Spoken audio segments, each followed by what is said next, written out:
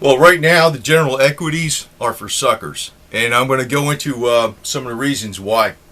Without bringing up the charts and everything, because I'm not playing a sales pitch for an investment firm or anything like that, or to go invest with my brokerage firm or anything like that. I'm not playing that.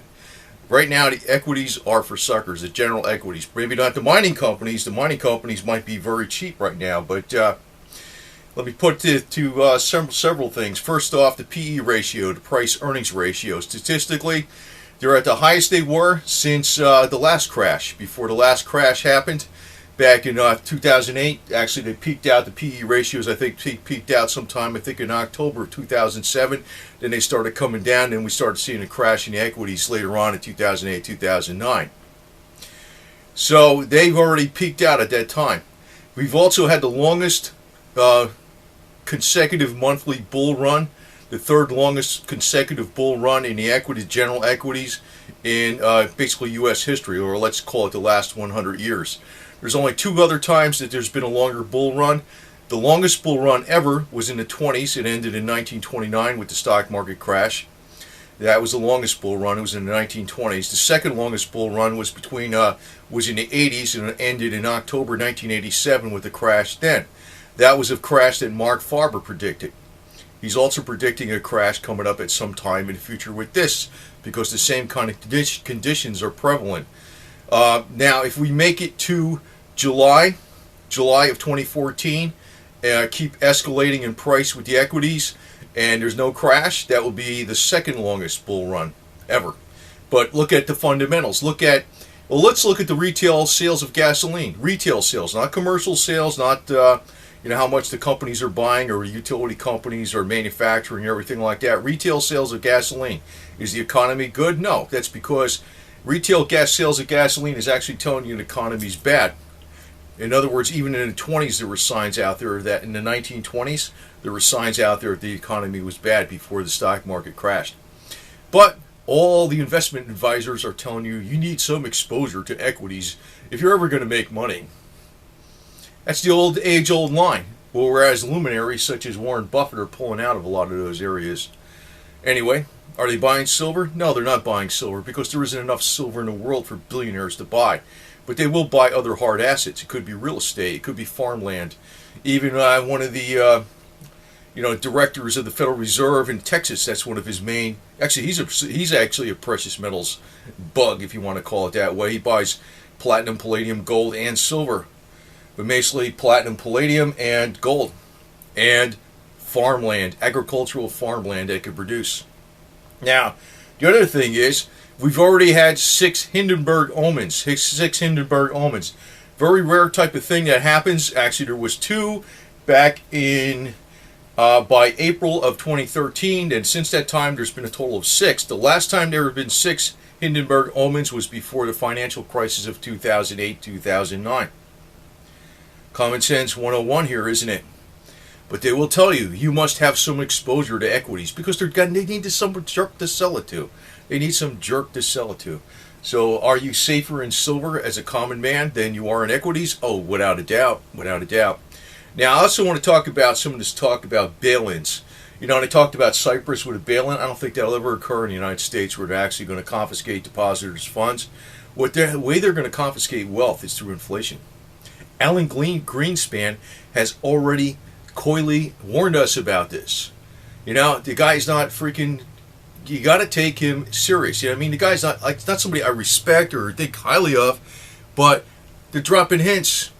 In other words, it's going to be his legacy. I told you. I warned you. Got it?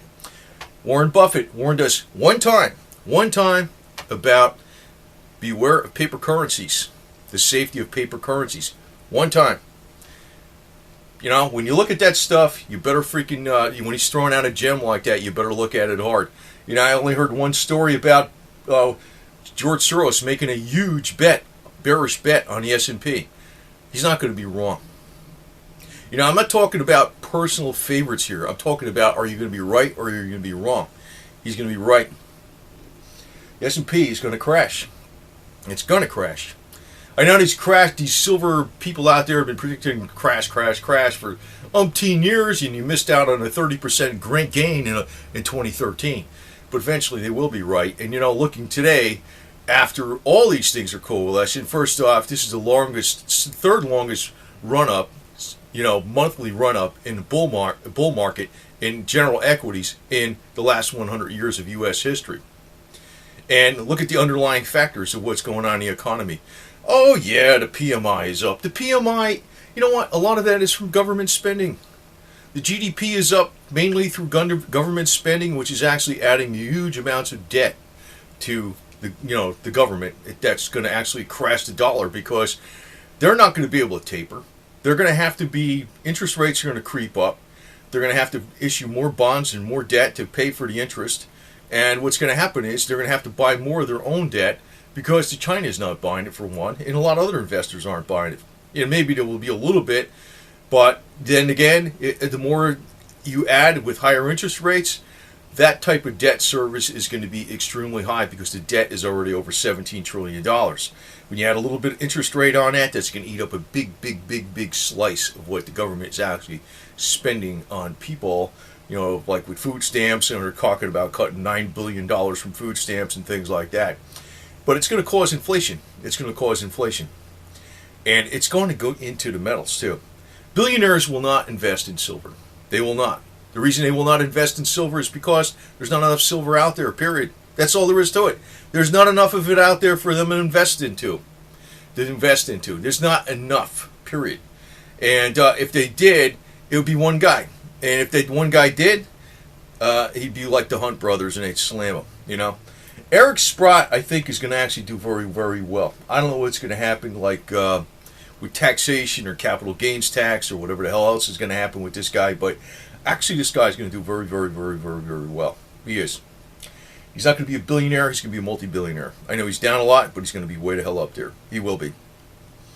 I don't know what the hell's going to happen with his competition, because actually this guy is actually now proving to me, because I criticized him before about, talking about the metals going up to $100 of silver and all that stuff while he's selling. But in a way, he actually is still the maverick out there. He is the maverick, and he's going to do very well. That's just the way it is. But let me put it to you this way. I don't know every damn thing there is out there for sure. I know, okay, I'll put it that way. But I'll tell you this, I know a lot more stuff than some of these clowns on here talking about silver, gold, or the financial markets, or even the professional brokers. I've seen trades and I've seen inside things that go on with private placement platforms in the billions. With, they're not on the open market. They're closed platforms. They're not on the open market. I can't, drop too many hints about this stuff, but you wouldn't believe it, and you wouldn't believe some of the shit I know about some of the people up in New York that are not Italian, by the way, because a lot of people think, oh, mafia Italian. They're not even Italian. That are connected in a lot of different ways, and who my family is in, some of those people that they work with and stuff too. So there's a lot of stuff that's going on, and I have to say that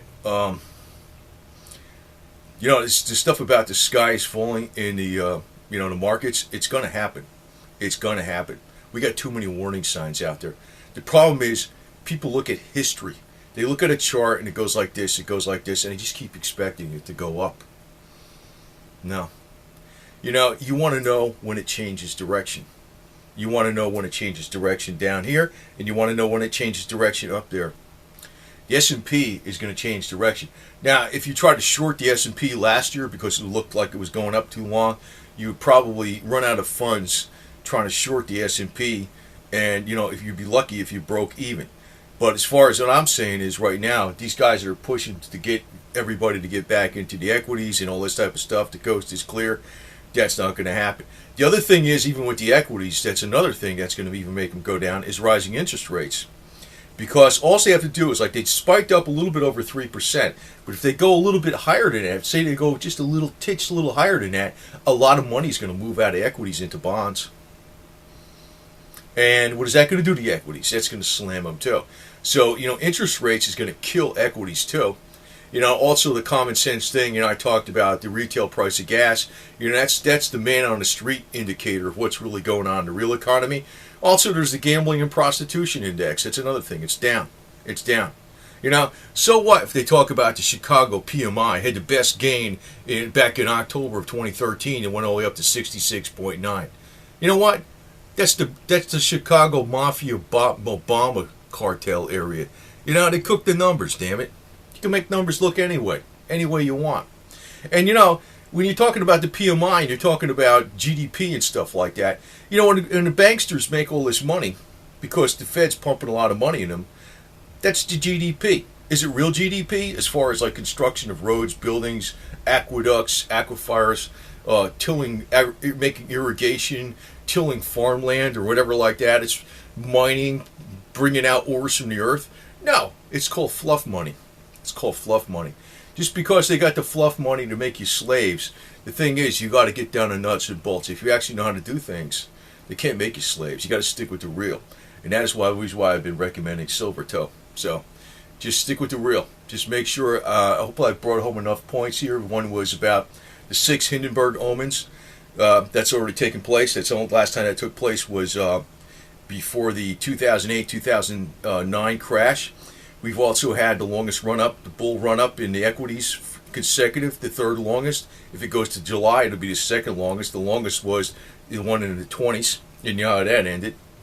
And also, we got Soros making a big bet. We also have I think I said about the PE ratio being too high, where it's at record highs practically from the last time we had the crash. And, just use a little common sense. They got to get suckers in there, man. They got to get suckers. They got to find somebody to sell to. Hey, the coast is clear. Go invest with us. We know better. We got a suit. We got education. We got degrees. We got, we got, Series 6, Series 7, whatever, whatever kind of licenses out there. We know every damn thing, We're experts in the field. Go invest with us. And if something happens, oh, well, it was unforeseen. Sorry. But, you got to hold on for the long term. It's long term. Hey. You know what I mean? So anyway, everybody's pumping something basically, but I'm telling you right now, the average guy, stick with silver, you'll be fine. Equities are not safe. They're not safe. And the way there's going to be a bail-in, if you ever want to talk about a bail-in, it's not going to be actual confiscation of wealth. It's going to be confiscation of wealth through inflation. And if there's going to be a lot of inflation, usually silver's a damn good bet if there's a lot of inflation. Silver should rise a hell of a lot if there's a lot of inflation. So hang on with your investment and beware of the sharks of Wall Street.